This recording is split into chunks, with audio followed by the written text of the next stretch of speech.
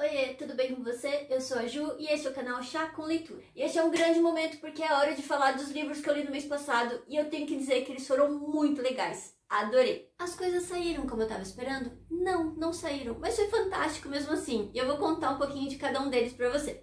Vamos lá? E o primeiro livro que eu li foi As Barbas do Imperador, de Lilian Moritz Schwartz. E esse foi o primeiro livro que eu peguei no mês passado e eu não terminei. Pois é, eu não terminei ainda, porque eu vou terminar. Eu gostei muito do livro, apesar de não ter terminado ele. E eu gosto muito do Dom Pedro II, acho ele fantástico.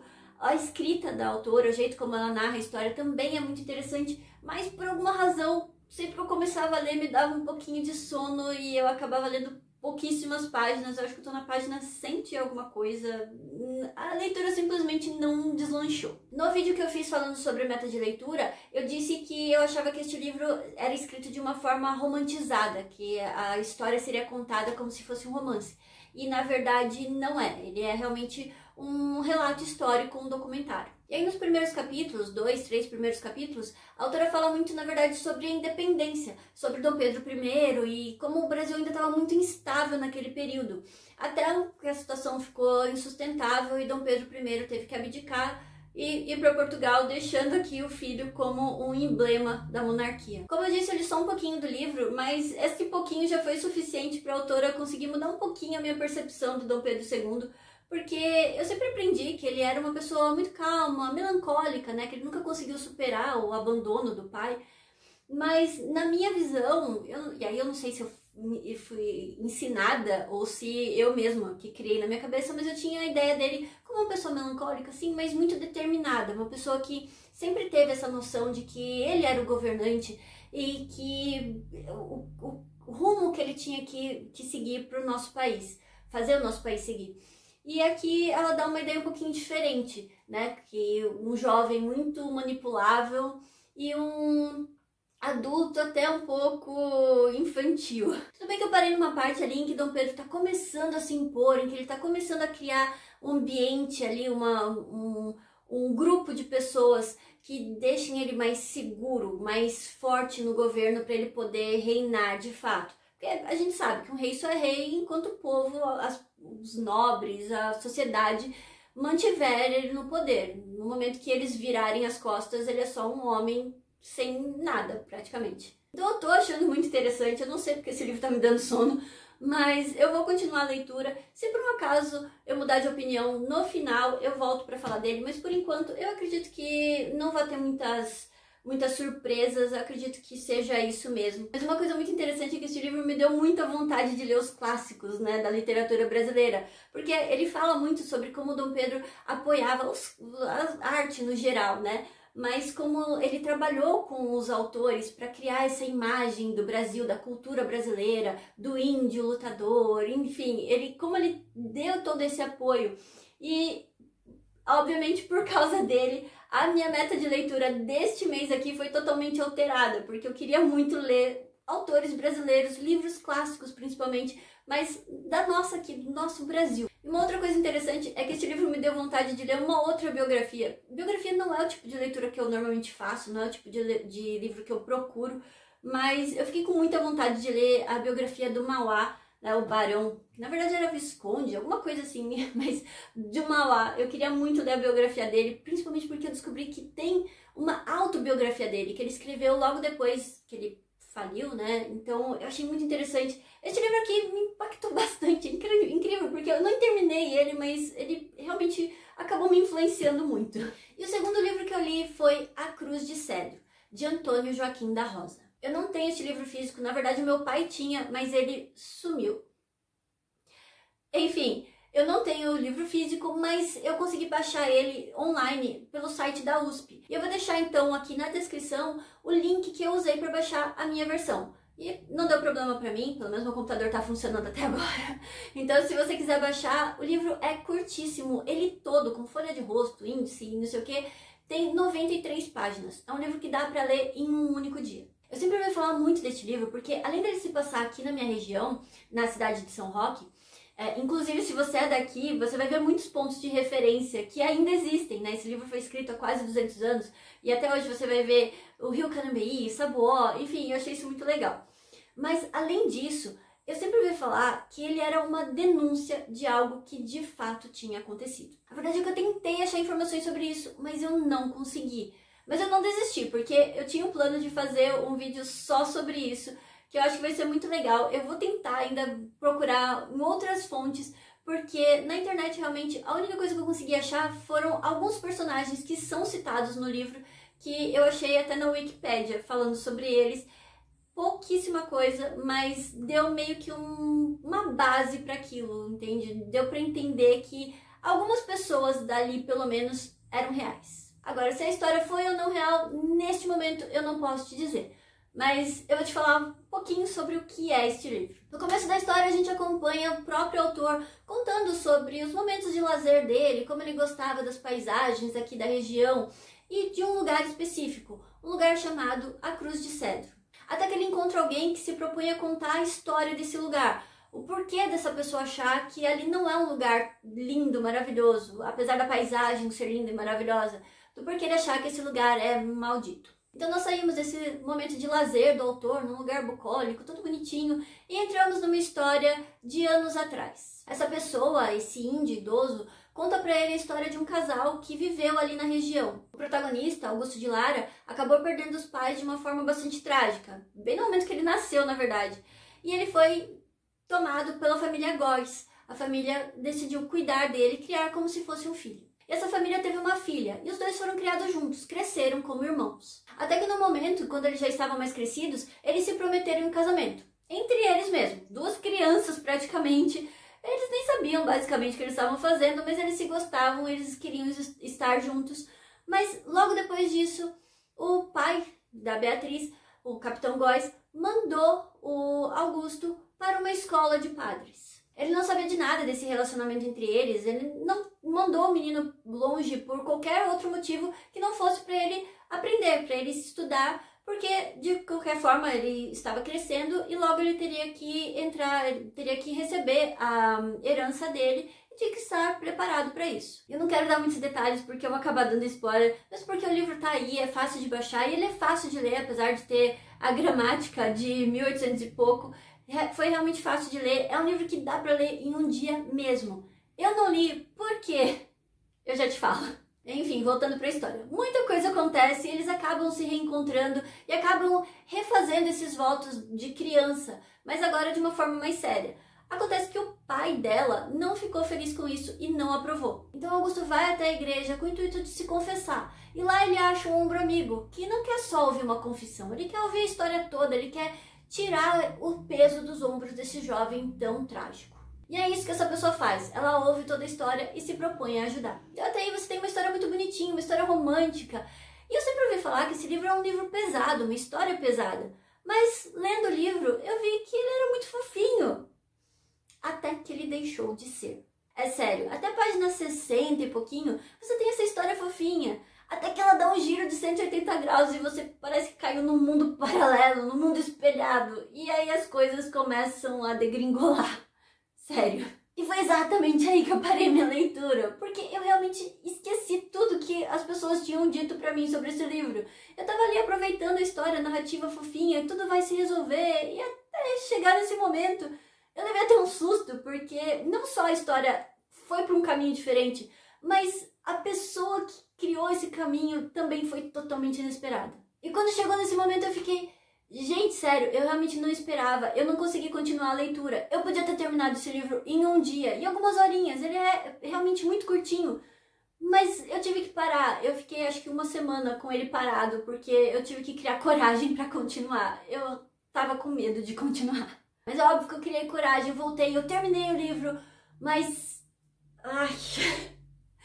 Ai, gente, que livro revoltante, sério. Se você ainda não leu esse livro, eu queria muito que você lesse, que me contasse o que você achou dele, porque eu não consegui superar esse final. Eu não tô exagerando, assim que eu terminei, eu fui procurar meu pai, eu precisava falar com ele, mas como assim é assim que termina? E ele, muito calmamente, virou, sim, é assim que termina. Como é que a gente supera um negócio desse? Enfim, o livro é muito interessante. Se você ler, eu espero que você goste. E eu ainda estou procurando pistas, eu ainda estou procurando informações para saber se essa história é realmente real. E o terceiro livro que eu li foi Sabor Amargo, de James Hanahan. Este livro aqui também é bastante pesado. A gente começa a história seguindo o Ed, um jovem, se eu não me engano ele tem 17 anos no começo da história, e a gente já começa com ele em fuga. No primeiro capítulo a gente já encontra com ele dirigindo alucinado para fugir de uma fazenda. E ele tá dirigindo sem as duas mãos. E não é que ele tá dirigindo sem as mãos, ele não tem as mãos, arrancaram as mãos dele.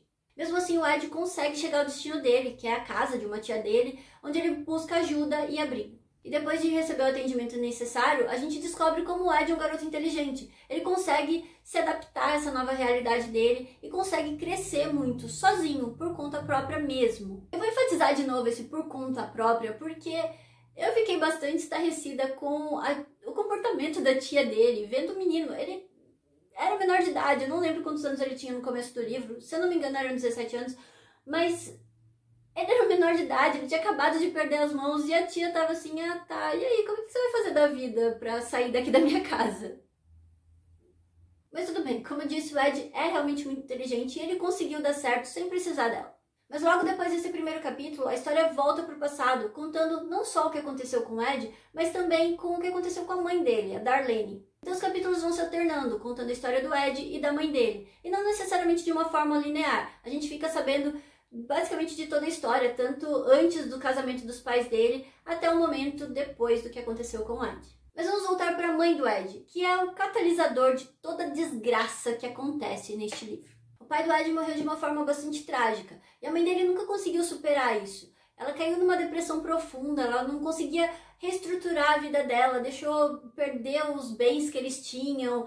Enfim, ela ficou totalmente alienada depois da morte do marido, até o momento em que ela decidiu começar a usar drogas. E eu poderia dizer que tudo isso que aconteceu foi por causa da morte trágica do marido e pelo fato dela ter experimentado drogas, mas a verdade é que bem antes disso, ela já não era muito normal, ela tinha um comportamento muito estranho. A forma como ela conheceu o marido dela, como eles se casaram, foi tudo muito estranho, mas o fato dela ter entrado usando drogas pesadas foi o que levou ela morro abaixo. Para você ter uma noção de como ela estava perdida e acabada, a história dela não é contada por ela, é contada pela droga.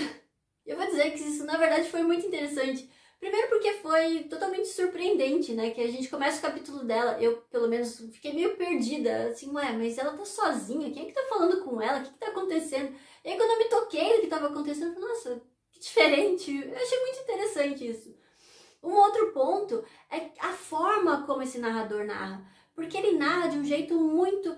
Parece essas entrevistas que você vê de pessoal na cadeia, sabe?